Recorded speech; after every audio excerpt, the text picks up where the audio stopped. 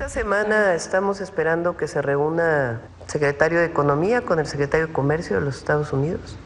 Iría Marcelo a Washington y está por confirmarse la reunión de seguridad, porque todavía faltaba la definición de quiénes participarían. Esperemos que se defina el día de hoy. Entonces, esta semana se estarían llevando a cabo las dos reuniones. Estados Unidos hizo un decreto sobre su plataforma continental. Inclusive la fotografía donde sale el presidente Trump viene Golfo de América en la parte de su plataforma continental. Entonces Google no tiene derecho a renombrar la plataforma continental de México. ¿Se puede precisar cuántos migrantes han solicitado apoyo del gobierno mexicano para devolver a sus países? Son desde el 20 de enero 14.400 personas, 470 personas que han regresado, 11.379 mexicanas y mexicanos y 3.091 extranjeros.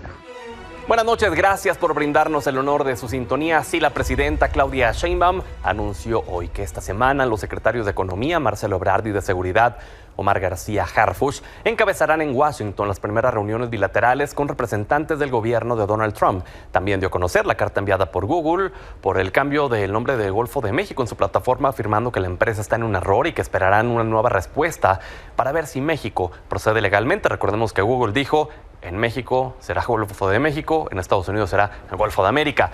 Además, detalló que hasta ahora Estados Unidos ha deportado a 14.470 migrantes a nuestro país. Hablando de los connacionales repatriados, hoy el Consejo Coordinador Empresarial informó que 39 empresas se han sumado a la estrategia para la integración laboral de los migrantes, por lo cual ya son 126 compañías que ofrecen más de 45,000 vacantes. Además de que se detalló que la entidad federativa que cuenta con mayor oferta laboral es Nuevo León, seguido de Ciudad de México, Estado de México y Guanajuato.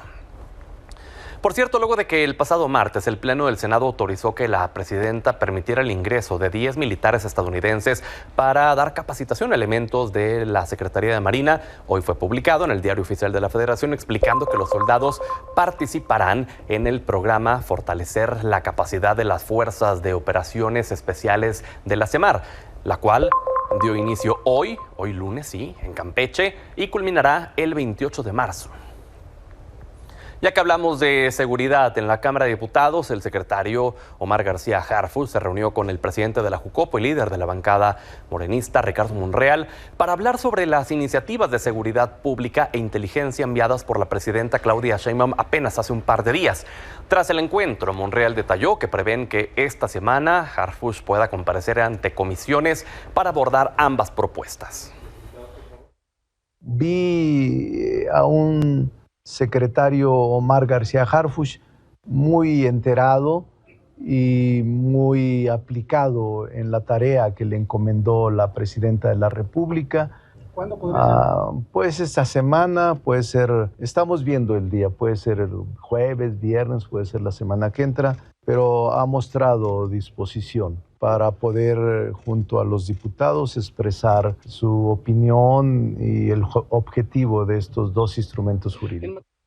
En otro tema, el INE identificó diversos errores en las listas de candidatos a la elección judicial que el Senado le entregó el pasado viernes, pues en ellas aparecen y desaparecen nombres, además de presentar una reducción en el número de candidaturas, quedando en 4.221 personas. Por otra parte, los nombres que se cambiaron en los listados estableció que están fuera del plazo legal de modificaciones.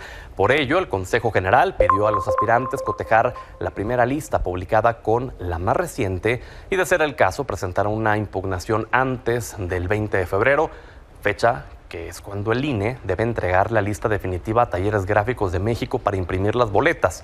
El INE también alertó que las áreas técnicas deben hacer una revisión exhaustiva, pues los cargos que aparecen en la lista del Senado no coinciden con el marco geográfico del Consejo de la Judicatura. Sobre este tema, la presidenta señaló que las inconsistencias, falta de información y errores que se presenten en las listas de candidatos para la elección judicial le corresponde resolverlo solo al INE, y sobre los recursos que pueden necesitar los organismos públicos locales, los OPLES, para llevar a cabo la elección, dijo que corresponde a los estados financiar estos procesos. La Constitución estableció que depende del Estado si quiere hacer su elección como se va a hacer a nivel federal, una parte en el 25 y otra parte en el 27, o si toda se iba al 2027. Entonces, si el Estado decidió que una parte es en el 25 y otra parte es en el 27, pues tiene que colaborar para una parte de la elección. Es una sola casilla, entonces tampoco es tanto recurso. Y bueno, será esta semana cuando el Senado apruebe la reforma en materia de nepotismo. Mañana martes inicia la discusión en comisiones de estudios legislativos y puntos constitucionales. Por su parte, el coordinador de la bancada del PAN, Ricardo Anaya, advirtió que esta iniciativa no es integral, pues no abarca los poderes ejecutivo y legislativo ni a órganos autónomos como el INE. Mientras tanto, esta iniciativa presentada por la presidenta contra el nepotismo recibe el apoyo de la presidenta de Morena, Luisa María Alcalde, quien a través de un mensaje en redes sociales expresó que el movimiento adoptará este mandato para determinar a las candidaturas en las elecciones de este año en Durango y Veracruz. Recordemos, son elecciones locales, a pesar de aún no ser ley para este proceso electoral.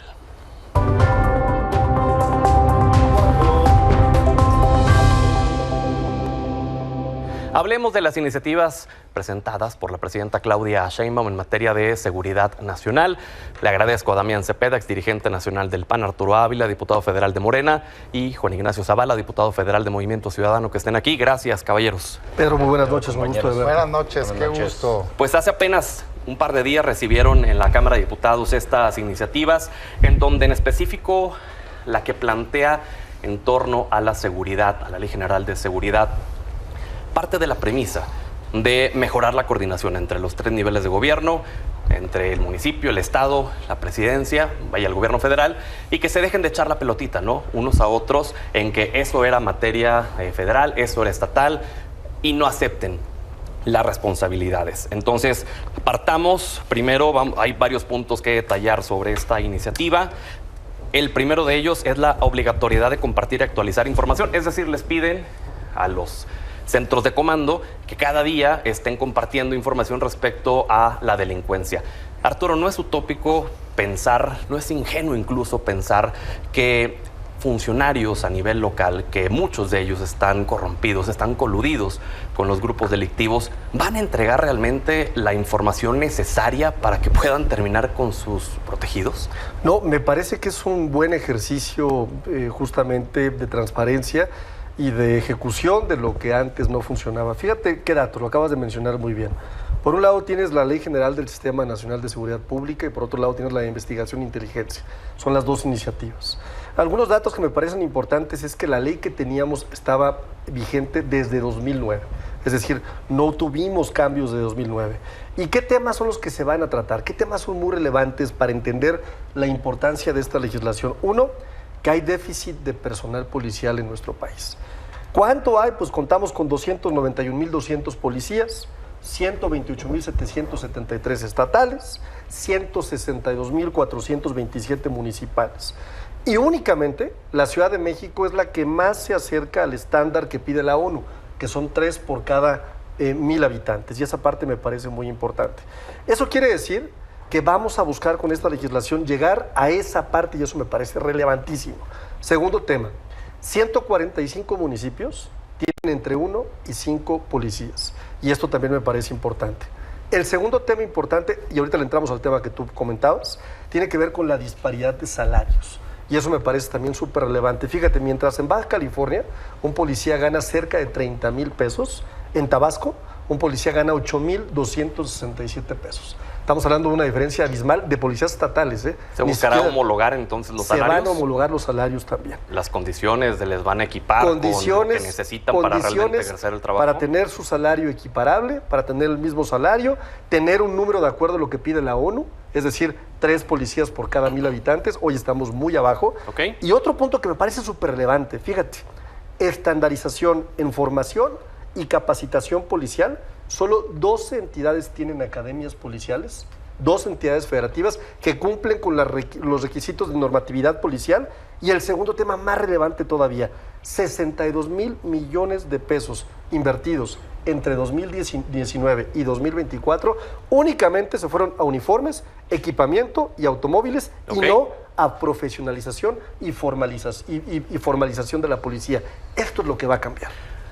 Damián, más allá de la certificación, las acreditaciones y demás, los policías locales están en una verdadera posición muy complicada porque se enfrentan cara a cara a los grupos delictivos, a que o eres parte o te matamos a ti o a tu familia, más allá del tema de las condiciones. Cuando escogiste este tema para el debate del día de hoy, me dio mucho gusto porque creo que esta es de las oportunidades en donde podemos coincidir más de lo que podamos diferir.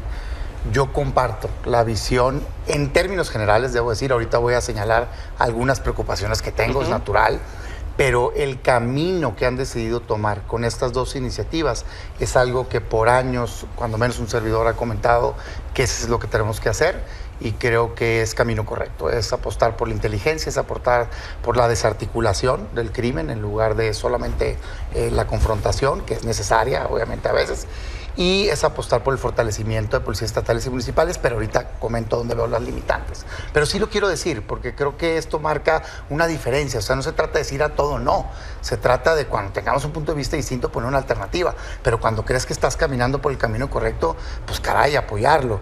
Yo sí creo que por ahí va. Sin embargo, ¿no? Todo es perfectible. No, por mucho ahorita comento los riesgos, pero sí creo que por ahí va, porque por años, desgraciadamente, y eso incluye al sexenio anterior, pero yo diría que por los últimos 3, para poner, uno del PAN, uno del PRI y uno de Morena, en mi opinión, se ha equivocado la estrategia de seguridad pública, esa es mi opinión.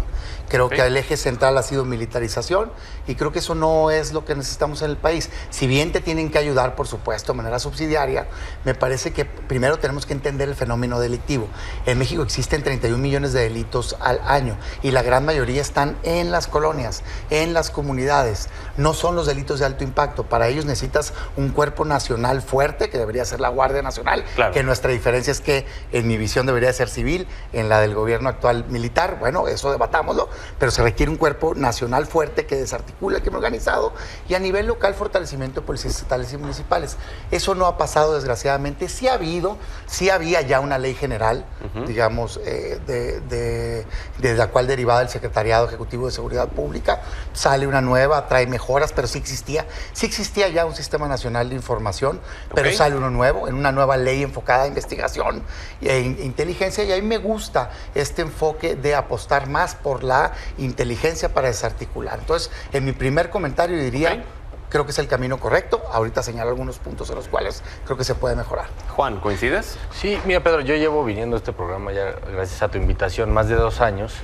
Y en esos 2 años, cuando venían otros compañeros de Morena, siempre nos decían a los de Movimiento Ciudadano, pues, ¿qué proponen? Y nosotros desde el 2022, Clemente Castañeda, coordinador de los senadores, y Maínez, coordinador de los diputados de Movimiento Ciudadano, presentaron una alternativa en materia de seguridad, que en la campaña presidencial le llamamos el Plan Nacional de Pacificación. Porque para nosotros es falsa esa disyuntiva entre los abrazos y los balazos. Y en medio de esa disyuntiva, pues está la inteligencia para combatir al crimen organizado y al crimen del día a día. Por eso Movimiento Ciudadano votó a favor de la reforma constitucional que acabamos de aprobar en diciembre del año pasado, al artículo 21 constitucional, para darle a la Secretaría de Seguridad Pública y Participación Ciudadana facultades en materia de investigación, porque lo que nosotros decimos es que no deben ser los militares y los marinos los que lleven a cabo las labores de investigación, sino que deben hacerlo los policías, que son los capacitados para hacer labores de prevención del delito. Entonces, como lo comentan también, creo que hay aspectos obviamente perfectibles. Nos parece que lo que se mandó es un paso en esa dirección de una propuesta que nosotros pusimos en la mesa hace 2 años. Pero con esto quiero mostrar que hubo o ha habido una negativa a discutir de fondo y que entonces nos quedamos en los discursos huecos, en las frases vacías de los abrazos y no balazos, quedarnos hablando que si García Luna, que si Rocha. Pero aquí había una propuesta de Movimiento Ciudadano desde hace 2 años, donde hablábamos, por ejemplo, de la homologación salarial, de la necesidad de tener academias de policía. Lo decía un académico, un pensador mexicano que yo admiré mucho, Alejandro Ope, y eso estaba al centro de nuestra propuesta. Ese es el eje de nuestra propuesta, y efectivamente nosotros no nos vamos a oponer por mezquindad a lo que sea un paso favorable en la dirección de pacificar a México, que fuimos los únicos de los que hablamos de pacificar al país en la campaña presidencial. Uno de los puntos, Arturo, que me parece crucial de esta iniciativa es la coordinación judicial y de seguridad. Es decir, que el Poder Judicial a nivel federal y el Poder Judicial local puedan trabajar en conjunto con la Secretaría de Seguridad. Porque si no, entonces, ¿de qué sirve tanta inteligencia, tanta fuerza si seguirá la impunidad en la judicialización, no? Sí, me parece que uno de los temas más importantes de la ley tiene que ver con la coordinación. Nosotros lo veníamos repitiendo desde que inició el gobierno de la doctora Claudia Sheinbaum. Una de las cosas que faltaba que sucediera era un marco jurídico para que absolutamente todas las autoridades pudieran coordinarse, ¿no? Tanto el Ejército como la Armada de México, como la Fiscalía General de la República, que si bien es cierto tiene una independencia en su actuar, siempre será importante que forme parte de la coordinación. Y en los tres órdenes también de gobierno, ¿no? A nivel estatal y a nivel municipal, que esa parte me parece también muy importante. Fíjate, otro de los datos que habría que mencionar de estas dos iniciativas que me parece que vienen a cambiar de manera muy importante el actuar de la policía es que se va a reforzar no solamente la inteligencia, sino también la investigación. Y eso me parece fundamental, porque sí, efectivamente, faltaba en nuestro país una policía de investigación, una policía que pudiera coadyuvar sin duda con las carpetas de investigación de los ministerios públicos. Y en ese enfoque, la ley contempla enfoque preventivo.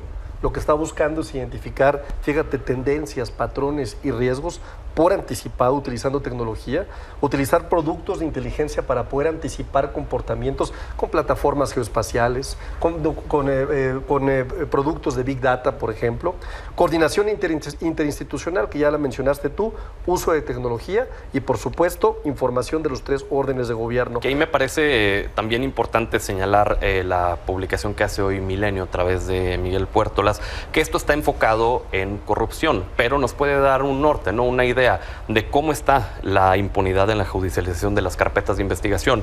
De 2018 a 2024, en las fiscalías especializadas en el combate a la corrupción, 69.735 carpetas, de las cuales solo se dieron 625 órdenes de aprehensión, 543 vinculaciones a proceso y solo 245 sentencias. Es decir, solo el 0.35% terminó en una sentencia. Claro, sí, justamente las iniciativas de ley y la propia reforma constitucional busca que incluso la Guardia Nacional pueda coadyuvar con los ministerios públicos. Y esto me parece muy importante, y que la información de inteligencia pueda ser utilizada también en una carpeta de investigación. Un ejemplo muy claro, no lo doy yo, lo dio Omar García Harfuch el día que nos visitó en la Junta de Coordinación Política en la Cámara de Diputados. Decía, tengo el problema de que detenemos a un delincuente que los sistemas y las plataformas de inteligencia tienen con toda claridad, que se dedica al narcomenudeo, que se dedica al tráfico de armas. Lo tienen identificado, vaya. Toda la información la tenemos. Sin embargo, cuando lo detenemos únicamente con un arma corta y quizás en posesión de gramos que ni siquiera implican algo mayor. ¿Qué pasa? Que no se podían integrar a la carpeta de investigación. Claro. Con la reforma constitucional ya se van a poder integrar a la carpeta de investigación y entonces vamos a reducir la impunidad de forma significativa. Damián. Ya déjame privilegiar en lo que estoy de acuerdo, porque hay algunos, digamos, afirmaciones con las cuales no estoy del todo de acuerdo, pero creo que sí es un tema, digamos, siento que hace tiempo que no se intentaba, en todo el sexenio anterior no se intentó, pues, algo que no fuera distinto a militarización, y de veras yo quiero ser alguien que ayude ante una ofensiva positiva de intentar una estrategia distinta. Yo lo he dicho en otras mesas, en medio de a lo mejor más polémica, necesitan soltarle las manos al secretario si es que quiere ejecutar este tipo de estrategias distintas, cortarles como las ligas y dejar que vuele una estrategia distinta a lo que se ha intentado en los últimos 18 años. ¿Y con esto ves que se logre? Veo que es un paso en el sentido correcto. No quiere decir que no existiera, sí quiero ser bien claro. En el 2019, cuando hicimos la reforma a la Guardia Nacional, sí movimos la ley, por ejemplo, general del Sistema Nacional para fortalecer la coordinación y demás. Se han hecho esfuerzos, pero al día de hoy es real que no ha funcionado. Todo este tema de que tengan obligación de reportar y demás ya existe al día de hoy en la ley vigente, pero hoy se reformula y qué bueno que así sea. Mira, en tanto no se entiende el fenómeno delictivo y el volumen que tiene, no se va a poder resolver. Tienes 31 millones de delitos al año, yo lo decía ahorita. 90% ni siquiera se denuncian, pues. Claro. O sea, solo se denuncia el 10%, de eso solo 7% se abre una carpeta de investigación, de eso solo el 3,5% llega al juez, y de eso solo como el 1% encuentra una sanción. Pues por favor, pues. Sale barato cometer un delito, ¿no? No, es que quedan en completa impunidad. Y cuando te haces zoom, cuando le haces un foco a dónde están pasando, cuál es el primer contacto de la ciudadanía con la delincuencia, tiene que ver con delitos comunes, en el día a día.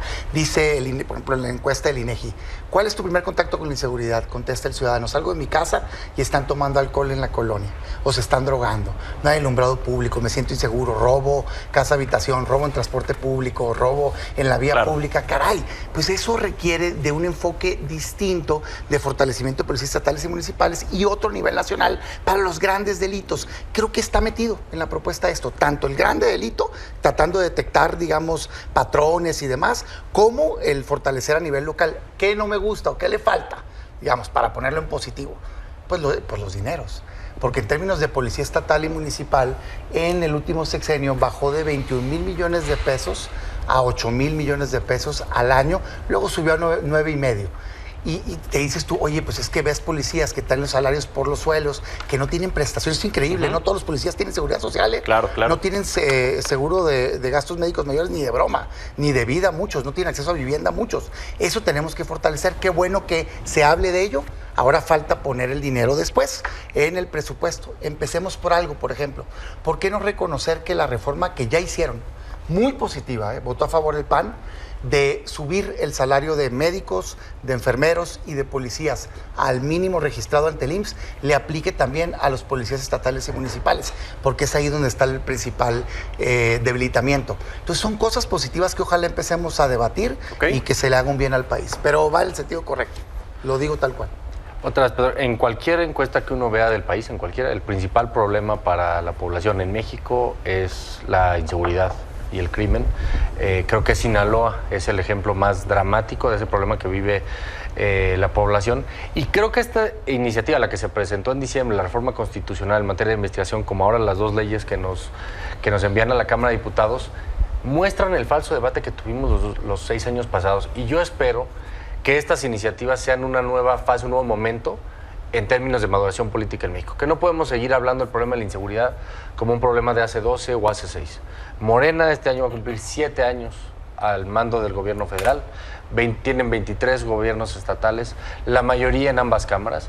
Movimiento Ciudadano ha votado a favor cuando ha considerado que esas reformas no violentan garantías individuales.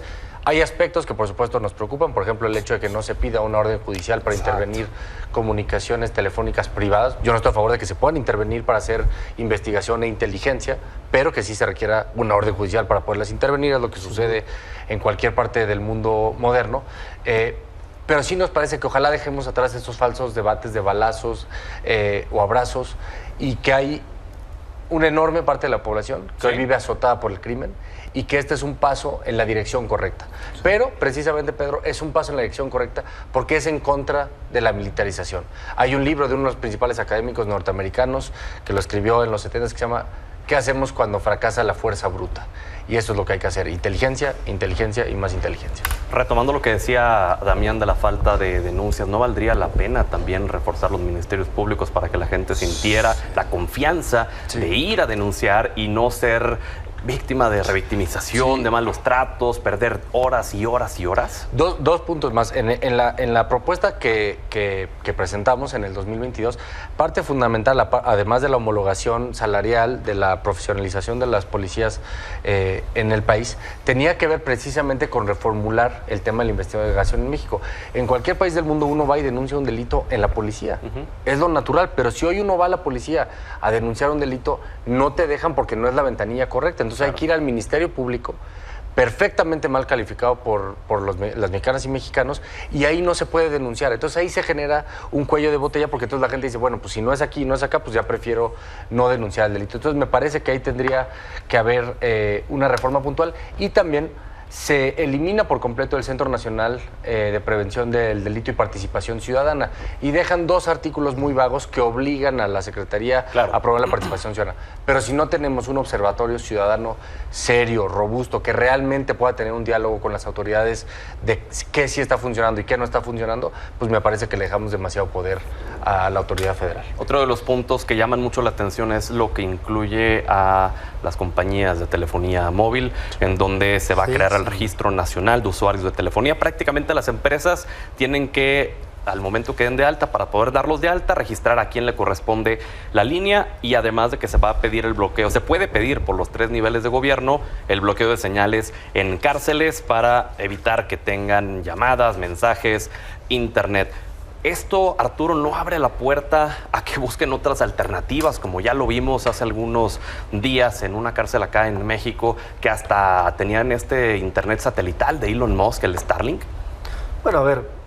porque ahí es donde se comete la extorsión, principalmente en las cárceles. Sí, en las cárceles. Lo que busca es efectivamente atacar o combatir delitos como el secuestro y como la extorsión.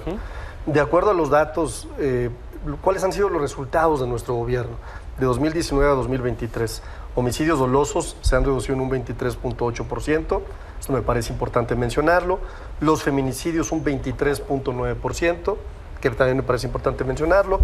Secuestro extorsivo un menos 78%, ¿no? El robo con violencia menos un 44%, el robo a casa habitación menos 56%, es decir, todos los delitos, excepto uno. Efectivamente, la extorsión es el único delito que ha tenido un incremento.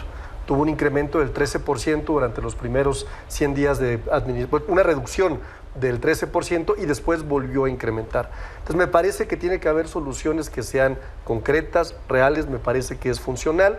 Y el tema de Starlink también, si tú te vas a todo lo que va a ser esta nueva legislación de investigación e inteligencia, ya contempla herramientas justamente de inteligencia también para contraatacar este tipo de tecnologías que pueden usarse para poder extorsionar.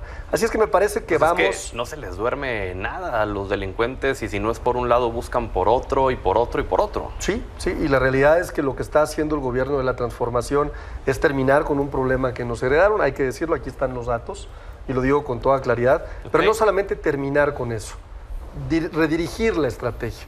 Y me parece que lo que se está proponiendo sobre la mesa, lo que propuso Morena, lo que propuso la presidenta de México, la doctora Claudia Sheinbaum, viene a hacer un cambio significativo, viene a crear una policía de investigación, viene a crear sin duda distintos esquemas que nos van a permitir ser más eficientes con los resultados que urgen, porque entendemos perfectamente bien que son un reclamo de las y de los mexicanos. Damián. Mira, digamos, no quiero caer en algo que hemos debatido muchas veces, pero no puedo escuchar estas afirmaciones sin decir. La verdad es que los datos, el problema es que están manipulados. De hecho, es uno de los riesgos que yo le veo, que no tiene los candados, desaparece en el INAI y entonces no hay garantía, ¿no?, de que puedas tener acceso a información verídica. No es cierto, pues. Venimos del sexenio más violento en la historia del país, 200,000 asesinatos. No es cierto que haya disminuido ni siquiera esos porcentajes. Ya se demostró que se usan bases de datos distintas para manipular esa información. Por un lado el secretariado, por otro lado el INEGI. Y de hecho, si comparas la tasa, por ejemplo, de todo el sexenio de Calderón, muy mala, pero 55 homicidios promedio diario, de Peña 71, el único que se va arriba de 90 es Andrés Manuel López Obrador, y ahorita está en 77, entonces no le gana. La única que le gana es a López Obrador. Pero bueno, en el INEGI, que es el problema, porque luego los datos que se presentan en base a carpetas de investigación, que ya dije los datos ahorita, el 90% ni se denuncian, ¿no? El INEGI sí te da el dato, y todos los delitos subieron. O sea, fraude subió, robo subió, amenaza subió, lesiones subió, está publicado, son datos del INEGI, que son datos más robustos. Pero bueno, me regreso. A ver, si bien me parece que, y repito, camino correcto, investigación, inteligencia, y ojalá se ejecute, porque se ha intentado muchas veces, hasta una agencia hicieron un momento, pero ojalá y lo puedan hacer. Sí le veo unos riesgos, déjame decir 2 riesgos. Uno, protección de datos personales. Está invadida toda la ley de falta de control. Y si sumas a eso que desaparecieron el INAI, que era el órgano, con todos sus errores lo hubieran mejorado, pues, pero tiene que haber un órgano que garantice los datos personales. Con este registro nacional de telefonía. Con el de telefonía y con el acceso que le dan a las policías, no nomás al teléfono, sino cualquier dato. O sea, obligan a todo el mundo a darles información y no son autoridad. O sea, existe en la Constitución una protección. A ti no te pueden molestar en tus bienes o en tus posesiones si no es por mandato de autoridad competente, y no es autoridad competente la administrativa. Un juez tiene que serlo. Entonces, se quieren brincar la autorización del juez. Ojalá abran al debate para dándole herramientas. Yo sí creo que tiene que tener dientes la Autoridad de Seguridad Pública, pero no puedes por eso abrir y entrar a la información personal de la gente sin que tengas una causa, que ahí es donde entra el juez para decir, ¿tienes elementos? Perfecto. No tienes elementos, pues no andes haciendo pesquisas que están prohibidas en la Constitución. Entonces son esos puntos finos, pero yo sí quisiera resaltar que dentro de una buena iniciativa, ¿no? Sí. El registro, recordar que ya hubo una acción de inconstitucionalidad, se tumbó, creo que deberían de abrir, ojalá en Parlamento abierto, y que se explique dónde van a quedar protegidos estos elementos, porque sin duda el Estado requiere herramientas, nomás no poner en riesgo los derechos de los ciudadanos. Juan. Sí, yo de verdad celebro que se dé un paso en este sentido. Me parece otra vez que es dar un paso distinto a otra apuesta que ha hecho los últimos 4 gobiernos de la República, es la militarización, que es una vez más fuerza, más armas, más balazos, y me parece que no ha habido una apuesta seria, profunda por la investigación. Me da gusto escuchar a Arturo decir que es necesario dar resultados urgentes a la ciudadanía.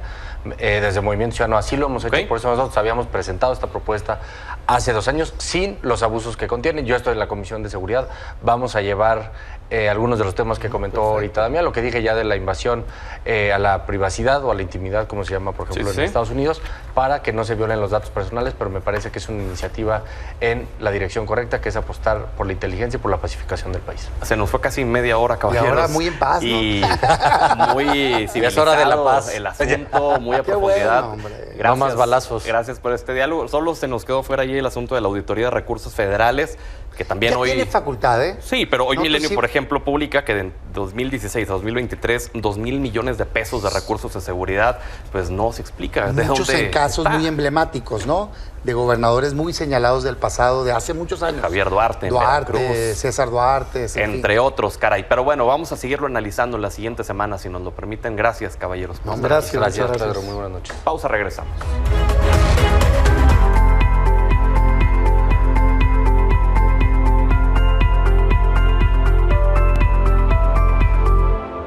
Salvador Frausto, qué gusto tenerte con nosotros por acá. Igualmente, buenas noches, Pedro. Pues aquí con lo que llevamos en Dominga desde ayer y que va a permanecer toda la semana, traemos una crónica muy interesante de nuestro compañero César Martínez, quien ingresó a los centros de detención del ICE, estas llamadas cárceles para migrantes en Estados Unidos, donde detienen a los migrantes, los llevan ahí y supuestamente tienen que pasar solo 45 días antes de ser deportados o de ser aceptados de alguna manera en los Estados Unidos, pero llegan a pasar ahí hasta 180 días. La crónica que publicamos en Dominga da cuenta pues de la soledad, la angustia que viven muchos de los migrantes, sobre todo el registro de las mujeres que les tocó ver muchos llantos, muchos pedidos de auxilio y pues una desesperación muy grande de permanecer ahí en estos lugares que son grandes galerones, pues son prisiones que tienen este nombre como de centros de detención de migrantes. Que se vuelve como el otro muro con púas, ¿no? De Donald Trump. Exactamente, porque ahí llegan los venezolanos, salvadoreños, mexicanos, etcétera, y vienen con una frustración tremenda de no haber podido lograr quedarse en los Estados Unidos como era su sueño. Hay gente, por ejemplo, que va mutilada o que va lastimada, muchas personas que van enfermas de tuberculosis, de varicela, de otro tipo de enfermedades, y ahí los mezclan y los dividen en 2 grupos, unos vestidos de naranja, que son los que tienen antecedentes penales, y otros con trajes azules, que son los que no tienen antecedentes penales, pero bueno, ahí están conviviendo en una soledad y con una desesperación que queda muy palpable en la crónica que hizo para Dominga César Martínez. Que hiciste un comentario muy atinado, porque los vemos ahí como un resultado final, digamos digámoslo así, pero para que pudieran estar ahí, la travesía que tuvieron que pasar, ¿no? Claro. Los sufrimientos que tuvieron que tener, más allá de si tienen o no antecedentes penales, todo lo que tuvieron que pasar. Es que es el recinto del fin del sueño americano. Es ya la especie de corredor de la muerte, pero para ser regresado a sus países y quizá volverlo a intentar. Pero concretamente en el caso de los venezolanos, por ejemplo, que pasaron por el Darién, Sí. y pasaron por Centroamérica y pasaron por México Que tampoco es que seamos nosotros un suelo color de rosa, ¿no? Exactamente. Muchos de ellos, los que vienen de más lejos, son los que más se quedan desentusiasmados para regresar a los Estados Unidos porque se multiplica el sufrimiento en su andar hacia el sueño americano, que finalmente se ha visto trunco, y más ahora con las políticas de Donald Trump, que son cada vez más restrictivas. Que justo en ese sentido, mientras más mal los lleguen a tratar, de acuerdo a Donald Trump, menos ganas les van a dar de regresar. Así es, ese es el registro o la lógica de Donald Trump. Y bueno, pues sí, en las conversaciones que han tenido distintos compañeros con los migrantes que han padecido estas travesías y tenido esta esperanza de tener un mejor nivel de vida en los Estados Unidos, pues se desalientan muchas veces a seguir este camino. Salvador, qué interesante, acá está abajo, ahí está. El código QR para que puedan leer esta y todas las crónicas de Dominga a lo largo de esta semana. Gracias y felicidades a ti y a todo el equipo. Gracias. Buenas noches, Pedro. Vamos a la pausa, regresamos. Estamos de vuelta. Esta tarde, la presidenta Claudia Sheinbaum recibió en Palacio Nacional a Ana Botín, presidenta del Banco Santander. A través de su cuenta de X, la mandataria explicó que esta reunión fue para anunciar inversiones muy importantes para el país por parte de Santander. Además, agregó que hay confianza en México. Toronto. We just landed. Our plane crashed. It's upside down. Fire department's on site. Upside down. Everybody, most people appear to be okay. We're all getting off. Some smoke going on. Otro accidente aéreo. En esta ocasión fue en el aeropuerto Pearson de Toronto, Canadá, cuando un avión de la empresa Delta Airlines se volteó al tratar de aterrizar en la pista. De acuerdo con la empresa, el vuelo venía de Minnesota, en Estados Unidos. Viajaban 76 pasajeros, 4 asistentes. Este accidente, afortunadamente, no dejó muertos, pero sí más de 15 heridos, de los cuales 3 sufrieron heridas de gravedad. Después de este hecho, el aeropuerto frenó su tráfico aéreo para atender la emergencia. Por su parte, el director ejecutivo de Delta Airlines expresó sus condolencias a las familias afectadas y anunció que en las próximas horas darán más detalles de este hecho. Mientras tanto, en París, Francia, se reunieron los principales líderes europeos para diseñar la estrategia que utilizarán en caso de que se concrete el acuerdo de paz entre Rusia y Ucrania. De acuerdo con algunos reportes, los temas que fueron discutidos son, entre otros, el papel de Europa en estas negociaciones y cómo podrán garantizar la seguridad para toda la zona. Al respecto, el presidente de Francia, Emmanuel Macron, informó que ya habló con los mandatarios de Estados Unidos y de Ucrania. Aseguró que todos desean que haya paz en esa región, por lo que Rusia debe cesar su agresión con garantías que sean creíbles. Además, mencionó que trabajarán con todas las autoridades clave para que este acuerdo se lleve a cabo. Y en Argentina, el presidente Javier Milei está envuelto en otra polémica, luego de que este fin de semana promocionara una criptomoneda de nombre Libra, aparentemente destinada a incentivar el crecimiento de la economía del país. Así lo puso a través de su cuenta de X y colapsó a las pocas horas tras alcanzar un capital por encima de los $4,000 millones. Se desplomó, afectando a más de 40,000 personas y provocar también la caída de la Bolsa Nacional, pese a que Milei se deslindó de Libra diciendo que no estaba interiorizado. La Justicia Federal de Argentina ya inició una investigación para determinar si incurrió en asociación ilícita, estafa e incumplimiento de los deberes de funcionario público, sumando más de 100 denuncias, además de que la oposición peronista ya busca promover un juicio político, pero también en Estados Unidos fue presentado un recurso ante el Departamento de Justicia y ante todos estos señalamientos, Milei dijo que pues actuó de buena fe y que quienes invirtieron su dinero sabían que era una operación con riesgo. ¿A vos no te pagaron por promocionar? No, ¿difundir? Pero no. No es que te pusieron guita. No, digamos. Hay que preguntar esto, es muy importante. No, o sea, Milei no se lleva un mango de todo esto. Okay. O sea, lo hago porque yo quiero impulsar los temas tecnológicos. ¿No sentís que cometiste un error? Ex ante no. Ex ante no, porque además yo obré de buena fe. Si miro las repercusiones políticas y toda la miserabilidad política, puedo decir, bueno, ok, tengo algo que aprender. Sin embargo, no es la primera vez. Antes de ser presidente ya había pasado por una situación similar en donde sí le pagaron por promocionar algo. Vamos a estar al pendiente. Gracias por habernos brindado el honor de su sintonía esta mañana.